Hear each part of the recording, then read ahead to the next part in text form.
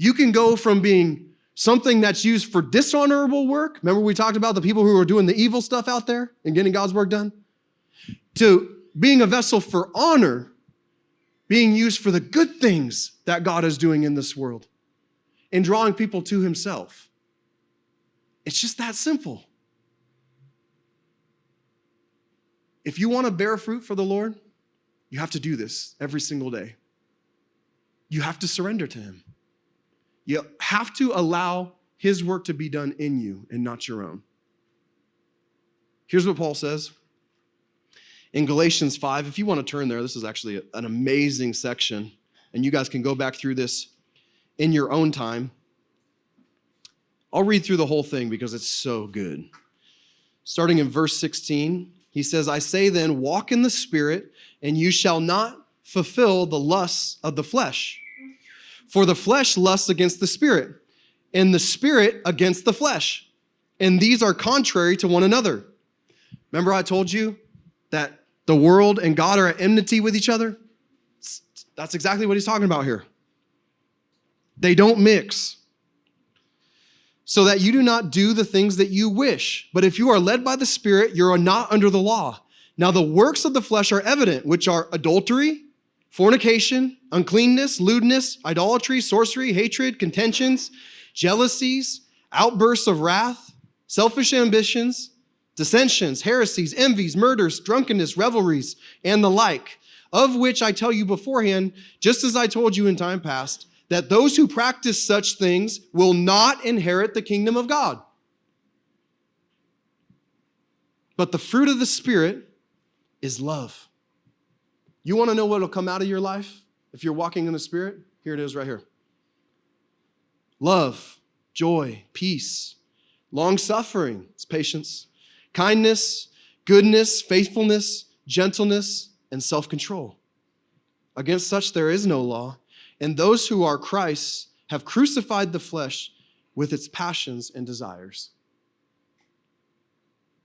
Look, the world desires these things too. They just don't know how to get it. They say, oh, you need to love everyone. Love people. No matter what they're doing, just love them. It's like, look, you can't love when you have the things of the lusts of the flesh within you. You can't love. Because it's at enmity with the things of the Spirit, which is love. But yet the world desires love. Look, you can't have love without God.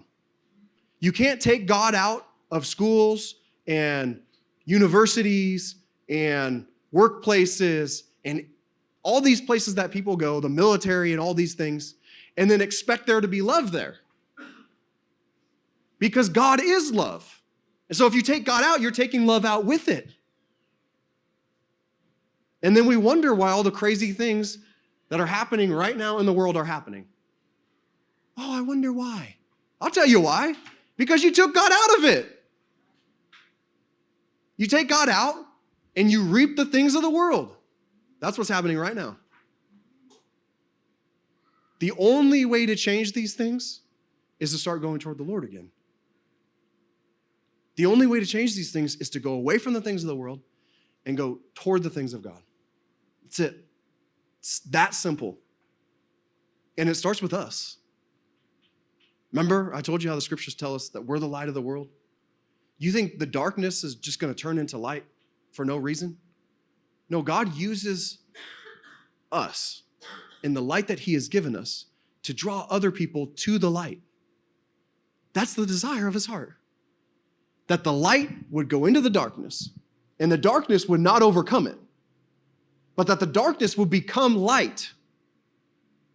You know what darkness is by definition? It's the absence of light. In fact, there is no measurement. There's no scientific measurement for darkness. It's not a thing. It's just the absence of light. What does that tell us about this country right now? It's not darkness that's the problem. It's the absence of the light. God desires that we would be his light. It starts first thing in the morning when you wake up. I tell you, before you even get out of bed, this is the prayer that I say. It's before I even do prayer time or anything else. Before I even get out of bed, I say, God, would you lead us today and would you have your will and your way in us? And then I get out of bed. Just that simple. Because that's what we should desire, is the things of God and not the things of ourselves. The only way this world changes is if the light goes into it. People, we're headed toward the end.